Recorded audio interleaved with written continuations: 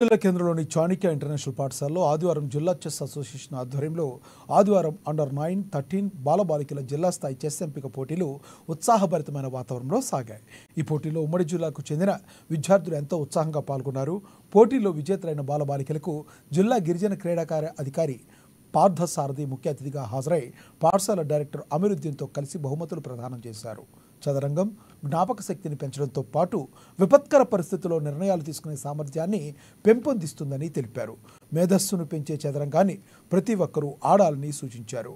పోటీల ఆర్గనైజర్ ఎన్ స్వామి మాట్లాడుతూ జిల్లా స్థాయిలో ఎంపికైన బాలబాలికలు రాష్ట్ర స్థాయి పోటీలకు పంపబడతారని తెలిపారు. ఈ కార్యక్రమంలో పాఠశాల vice principal Someswararao, PET Krishna Chaitanya, Namdev, Sarangapani తదితరులు పాల్గొన్నారు.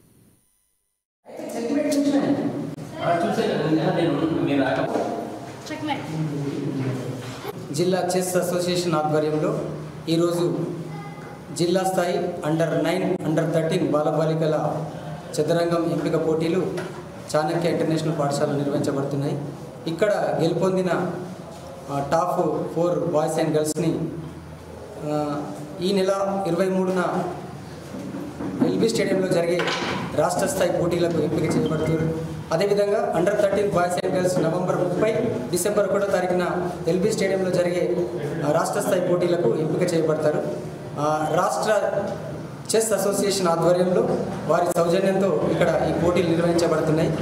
ఈ పోటీలకు దాదాపుగా 70 మంది విద్యార్థులు హాజరయ్యారు. అండర్ 9, అండర్ 13 విభాగంలో ఈ ఎంపిక పోటీలు నిర్వహించబడుతున్నాయి.